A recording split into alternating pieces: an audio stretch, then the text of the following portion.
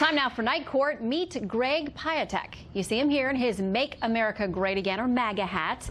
Well, he claims after he wore that hat to a bar in New York's West Village early last year, he was told he was not welcome. He sued The Happiest Hour, that's the name of the place, claiming he was discriminated against because of his political views. Well, a Manhattan judge tossed his case this week, ruling the law does not protect against political discrimination.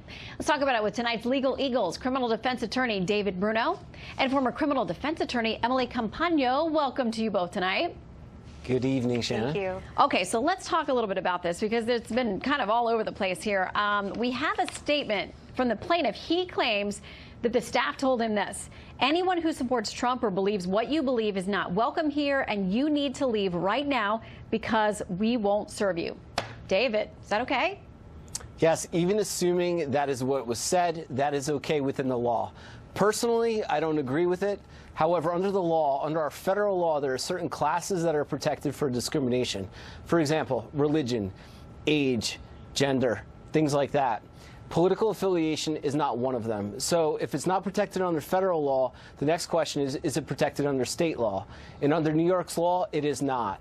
So that is why it would be okay. That is why the judge issued his opinion as he did. Okay, so this is something that we get now from the owner of this bar. He says this: at the Happiest Hour, we firmly support women's rights, marriage equality, gun control, the environment, and regard for the truth. We don't discriminate. Says the guest wasn't kicked out because he was wearing a Trump hat. He was asked to leave after being verbally abusive to our staff, which is something we don't tolerate, regardless of who you are. Emily.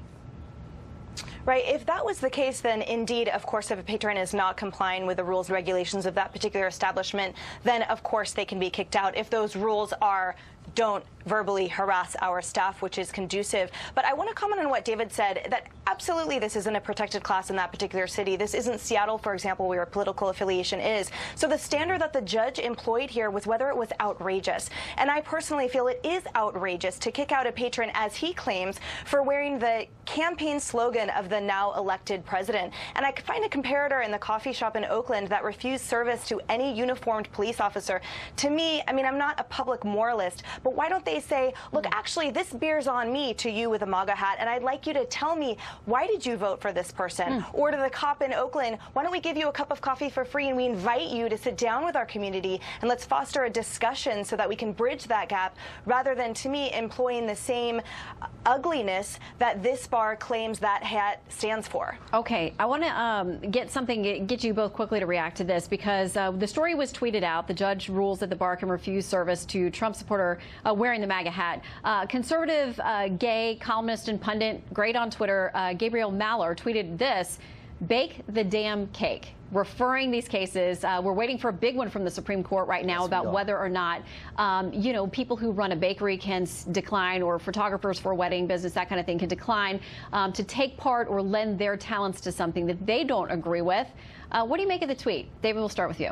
Yeah, like you said, big case coming out of the United States Supreme Court. It's a little bit different, though, because there the bakers are relying on the First Amendment to say that's a violation of their First Amendment expression of religion.